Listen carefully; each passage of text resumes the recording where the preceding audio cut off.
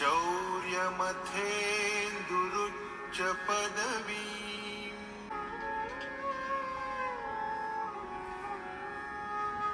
सूर्यः शौर्यमथेन्दुरुच्च पदवी मङ्गलं मङ्गलः सद्बुद्धिं च बुधो गुरुश्च गुरुताम् शुक्रः सुखं शनिः केतुः कुलस्योन्नतिम् नित्यं प्रीतिकरा भवन्तु सततम् सर्वे प्रसन्ना। गायत्री मंत्राः ओम अश्वत्थजाय विद्महे पाशहस्ताय धीमहि तन्नः सूर्यः प्रचोदयात् अश्वत्थजाय विद्महे पाशहस्ताय धीमहि तन्नः सूर्यः प्रचोदयात् चंद्र गायत्री पद्मध्वजाय विद्महे हेमरूपाय धीमहि तन्नः सोमः प्रचोदयात् पद्मध्वजाय विद्महे हेमरूपाय धीमहि तन्नः सोमः प्रचोदयात् अंगारक गायत्री वीरध्वजाय वीरहस्ताय धीमहि तन्नो भौमः प्रचोदयात् बुध गायत्री गजध्वजाय विद्महे तन्नो बुधः प्रचोदयात् बृहस्पति गायत्री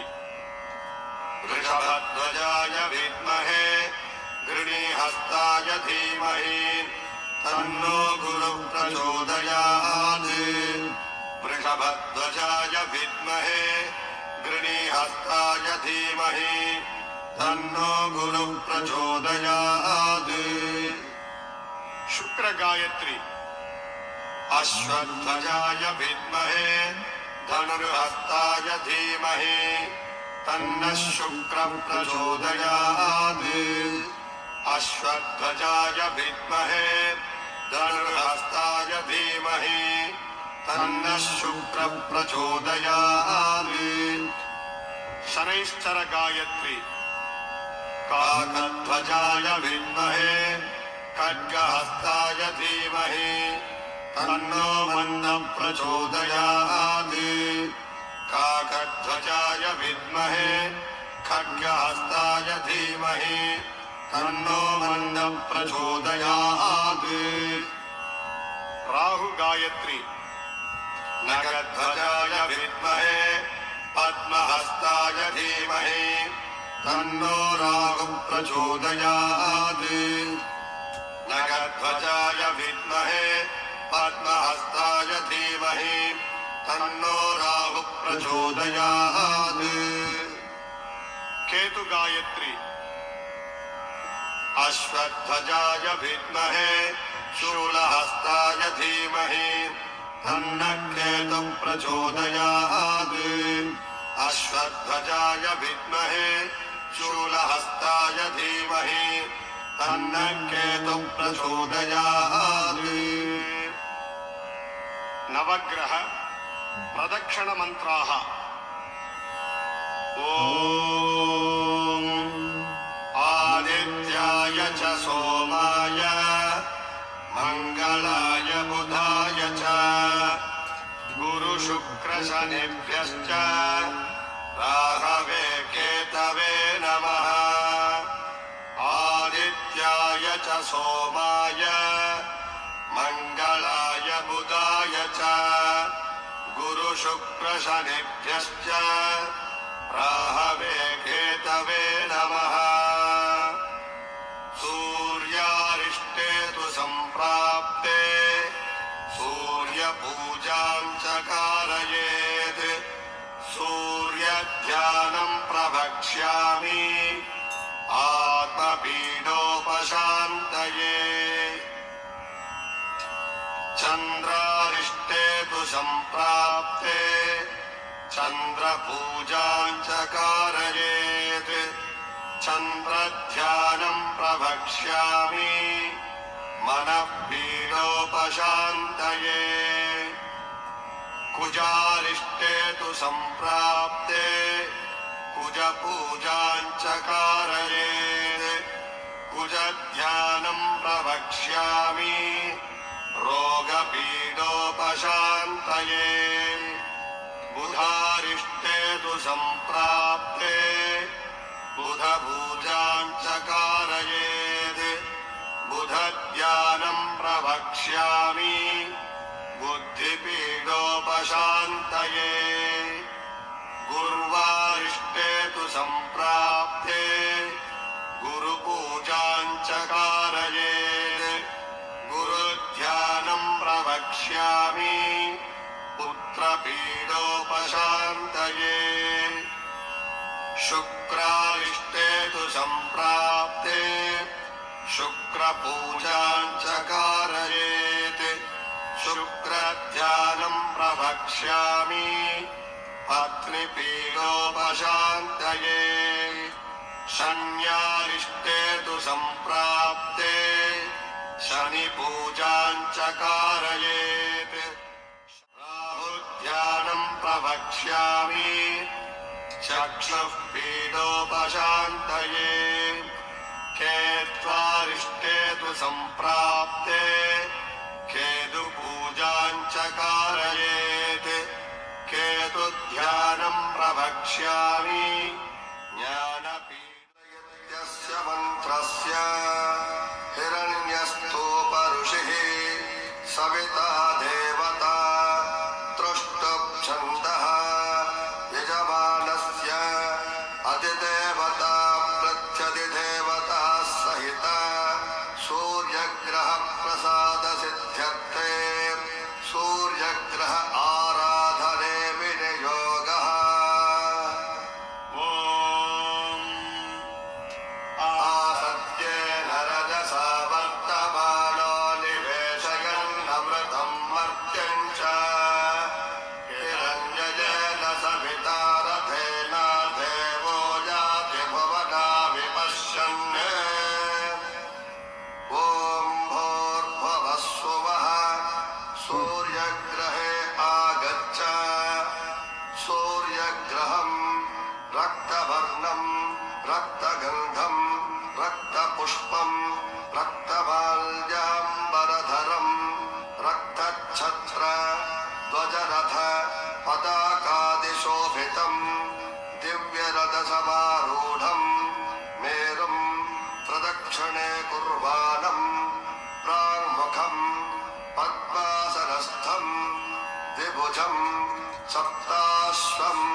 सप्तरज्जुं कलिङ्गदेशाधिपतिं काश्यपशगोत्रं प्रभवनाम संवत्सरे माघशुद्धसप्तम्यां विशाखानक्षत्रजातं पिन्नदिकरणे मध्ये वर्तुलाकारमण्डले सूर्यग्रहमावाहयामि ॐ अग्निन्दोतं वृणीमहे होतारं विश्ववेदसम् अस्य यज्ञस्य सुकृतम् सूर्यग्रह अधिदेवताम् अग्निं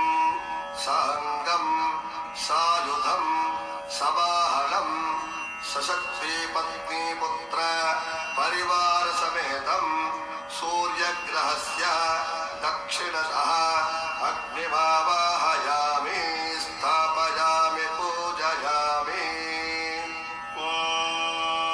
तद्रुद्राय प्रचेदसे मेधुत्तमाय तव्यसे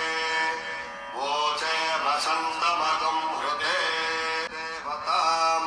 रुद्रं साङ्गं सायुधं सवाहनं सशक्ति पत्नीपुत्र परिवारसमेतं सूर्यग्रहस्य उत्तरतः रुद्रमावाहयामि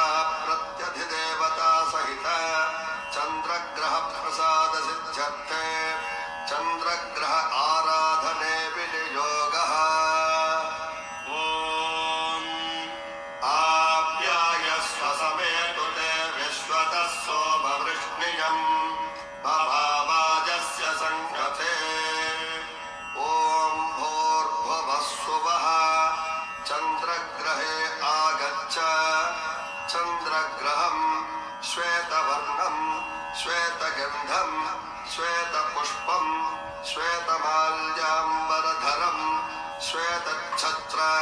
ध्वजरथ पताकादिशोभितं दिव्यरथसमारूढं मेरुं प्रदक्षिणेनं दशाश्वरथवाहनं प्रत्यन्मुखं द्विभुजं दण्डधरं यामिनीदेशाधिपतिम् आत्रेयसगोत्रम् आनन्दनाम संवत्सर कार्तीकशुद्ध चतुर्दश्यां कृत्तिका नक्षत्रजातं कर्काटकरास्याधिपतिम् इन्दुवासरप्रयुक्तं किरीटिनं सुखासीनं पत्नीपुत्रपरिवारसमेतं गृहमण्डले प्रविष्टम् अस्मिन्नधिकरणे सूर्यग्रहस्य आग्नेयदिग्भागे समचतुरस्र आकारमण्डले चन्द्रग्रहमावाहयामि स्थापयामि पूजयामि। ॐ आप्यायस्व समेतुते विश्वतः सोमवृष्टिकम् अवावादस्य सङ्गते अप्स्वमे सोमो ब्रवीदन्तर्विश्वानिभेषजा अद्विश्वानिभेषजा अग्निं च विश्वशम्भुवमापश्च विश्वभेषजीः चन्द्रग्रह अधिदेवताम् अपः साङ्गाः सायुधाः सवाहनाः सशक्ति पत्नीपुत्रपरिवारसमेताः चन्द्रग्रहस्य दक्षिणतः अपः आवाहयामि स्थापयामि पूजयामि। ॐ गौरीमिमाय सलिलानि तक्षत्येकपदी द्विपदी सा चतुष्पदी अष्टापदी नवपदी बभूषे सहस्राक्षरा परमेभ्यो मन्ये चन्द्रग्रह प्रत्यधिदेवतां गौरीं साङ्गां सायुधां सवाहनां सशक्ति पत्नीपुत्रपरिवारसमेतां चन्द्रग्रहस्य उत्तरतः गौरीमावाहयामि स्थापयामि पूजयामि। अंगारकग्रह मंत्रः अग्निर्मूर्धेत्यस्य मन्त्रस्य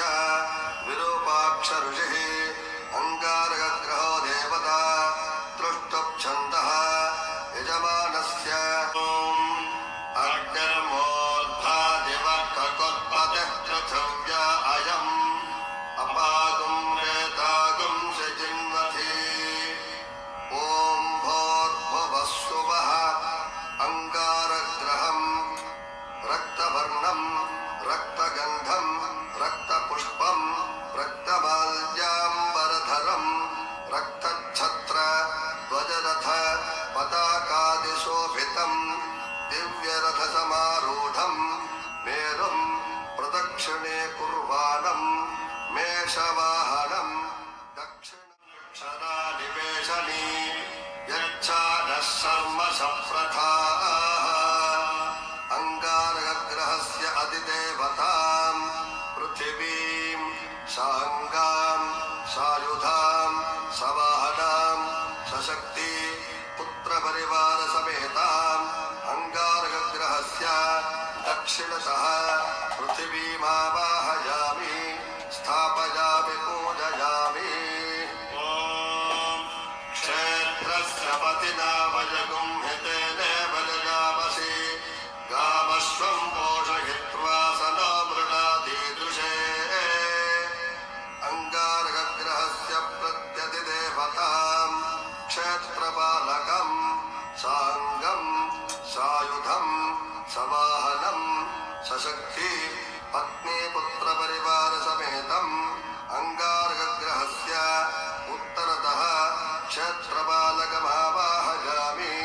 स्थापयामि पूजयामि। बुधग्रह मंत्रः उद्भुज्यस्वेत्यस्य मन्त्रस्य नारायण ऋषिः बुधग्रहो देवता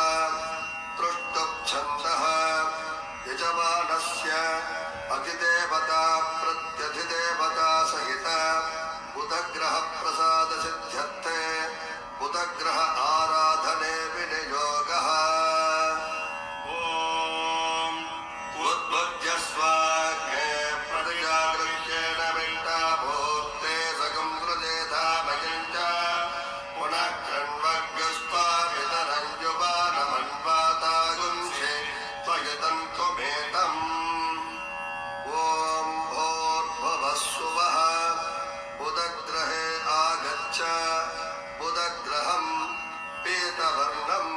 पीतगन्धं पीतपुष्पं पीतमाल्याम्बरधरं प्रदक्षिणे कुर्वाणं सिंहवाहनम् उदङ्मुखं प्राङ्मुखं मगधदेशाधिपतिं चतुर्भुजं खड्गचर्माम्बरधरम् आत्रेयसगोत्रं सौम्यनामसंवत्सरे भाद्रपदशुक्ल एकादश्याम् उत्तरफल्गुनी नक्षत्रजातं कन्यामिथुनरास्याधिपतिं सौम्यवारप्रयुक्तं किरीटिनं सुखासीनं पत्नीपुत्रपरिवारसमेतं गृहमण्डले प्रविष्टम् अस्मिन्नधिक जय गणेश देवा माता जागी पार्वती पिता महादेवा जय गणेश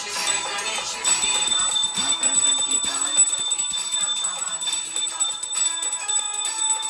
एक दंत दयावंत चार भुजाधारी हस्तक सिंदूर सोहे मूस की सवारी एक दंत दयावंत चार भुजाधारी हस्तक सिंदूर सोहे मूस की सवारी पान चढ़े फूल चढ़े और चढ़े मेवा लड्डूवन का भोग लगे संत करे सेवा जय गणेश